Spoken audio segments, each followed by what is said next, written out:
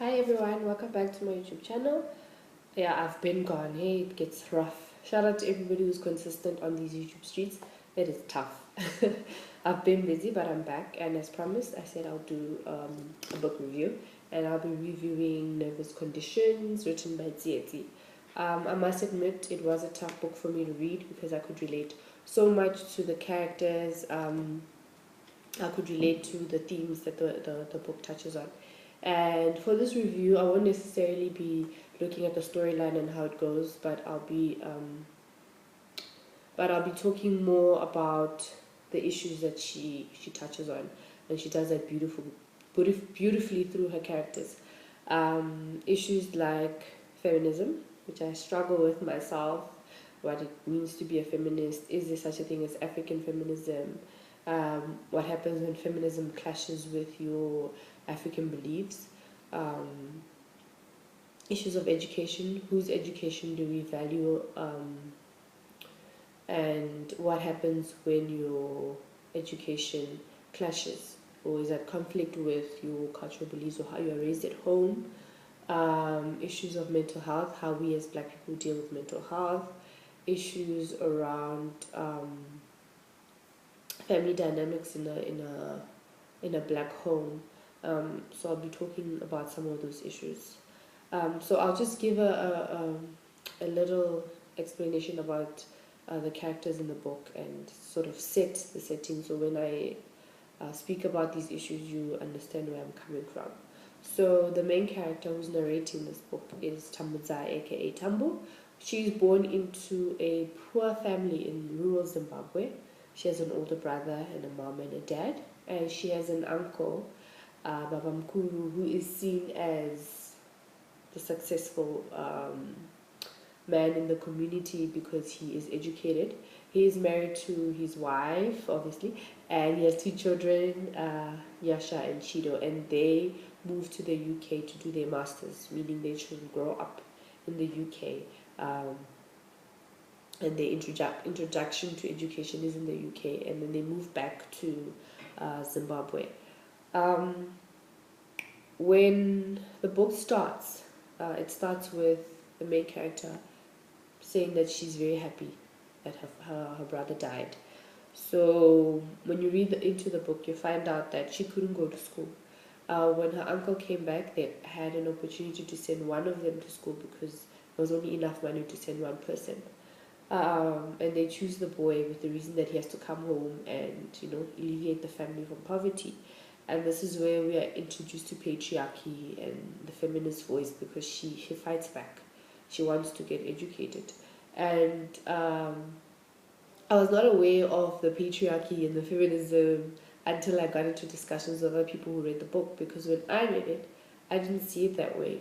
I saw them doing her a favor actually by saying stay home, because I saw her brother as a victim of a system bigger than him as well, because he had to go to school, not only for himself but to come back and free his family from poverty. And as you read throughout the book, those who do get educated in the book suffer more than those who don't, because of the education that they receive seems to torment them.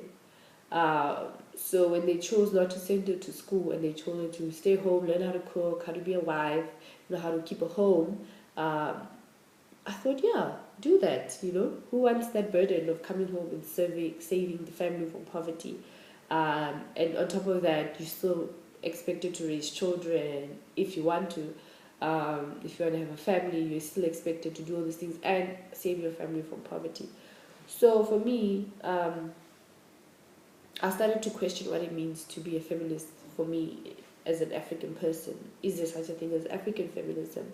Have we thought about what feminism is for those who do believe in these cultural beliefs that a woman should take care of her home, should raise her children?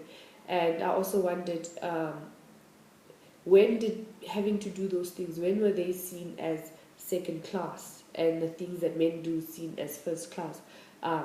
Who classified that? Because maybe we could look at it as there is power in being a woman.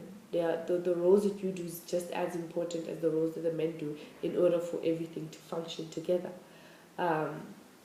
In modern day society, I understand where the idea of educating the girl child over educating the girl child with the boy child, yeah. But in the book, I didn't see it that way. Um, and maybe I still need to get educated. Somebody out there reach out to me, educate me about feminism, what it means. And another thing is feminism flexible? Is it okay for me to be in the workspace and say, okay, I am a woman, I'm working alongside men, pay me the same? I agree with that narrative. The idea of what if I want to come home and be submissive and have the men look after me? Is that okay as well? Am I able to shift my feminism? Um, and throughout the book, the women who seem to have been educated and made aware of their power and yeah, you need to, step away from the kitchen and do more, be ambitious. That is seen as a successful woman, and we are looking down on women who are in the kitchen, who are raising their families. So yeah, that was a tough one for me to sort of accept and question what are we trying to free women from. And I do agree that our cultural beliefs may have some behaviors and beliefs that perpetuate patriarchy and maybe do oppress women. But yeah, we need to figure out what are we trying to free women from. Um, and is feminism one big term, or do we have like little different beliefs about what feminism is? Um, Another issue that comes up is where do men stand in the feminism? Because I found it a bit harsh when her brother had to die in order for her to, succeed. Um, are we trying to take over men? Are we trying to exclude men? Are we trying to be men? I don't know. So maybe you also need to find out what's the role of men in the feminism movement. Educate me, guys. I could be saying something that doesn't make sense right now, and maybe because I don't know. Educate me. Um, yeah, that's me on the feminism in the book. Um, One thing about the book that I liked, that the feminism in the book was not all bad and confusing.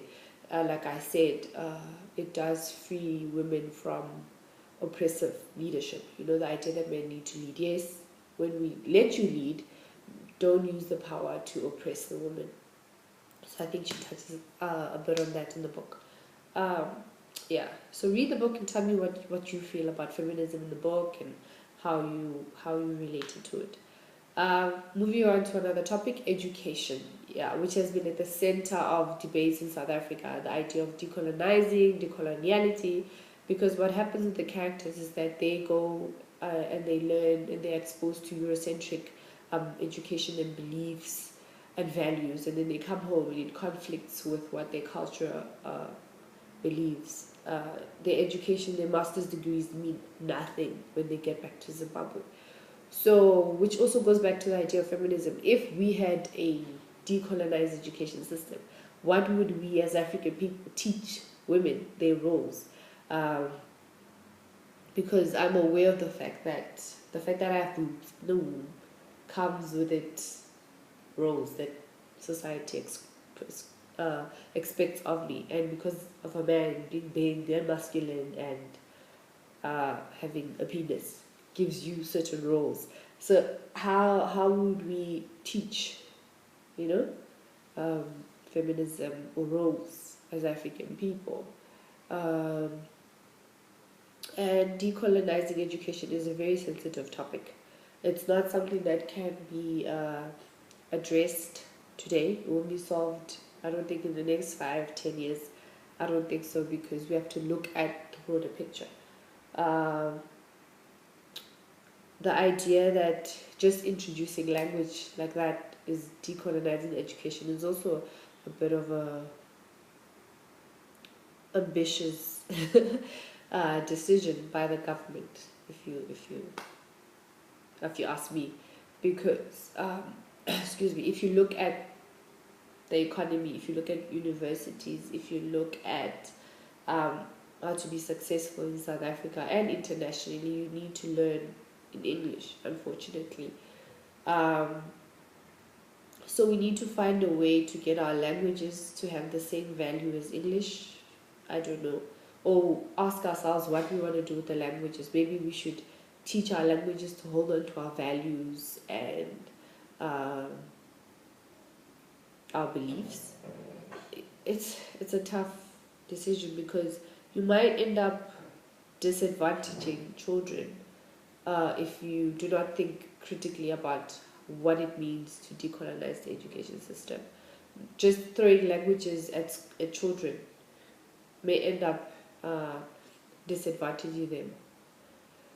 So we need to think deeply and continue to have these debates around decolonizing and what exactly it is that we want to do, because what the characters in this book go through is what we go through every day on a daily basis. The struggle of, okay, I am learning these English values, I'm in English institutes, and they're not teaching me anything about my culture. And the things that I learn and I get home, I'm like judgmental of the things that they do, which is unfair. At the same time, you've learned, you become conscious of this, you're trying to not to get your children to do the same thing. But you look around, there are no schools where you can send your child where they can learn in their language and get good education and still succeed. So it has to start from primary level, high school, tertiary, the broader economy. So yeah, we need to think deeply about what it is exactly that we want to do, because we as Black South Africans are going through these struggles.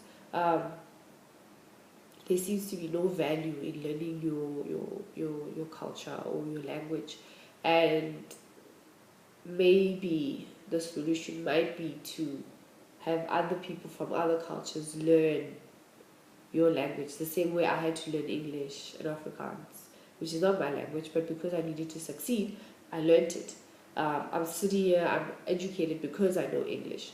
So maybe we need to get to a place where learning an African language is currency, it is a capital, and everybody across the board needs to learn an African language to succeed. I don't know. That is just my idea.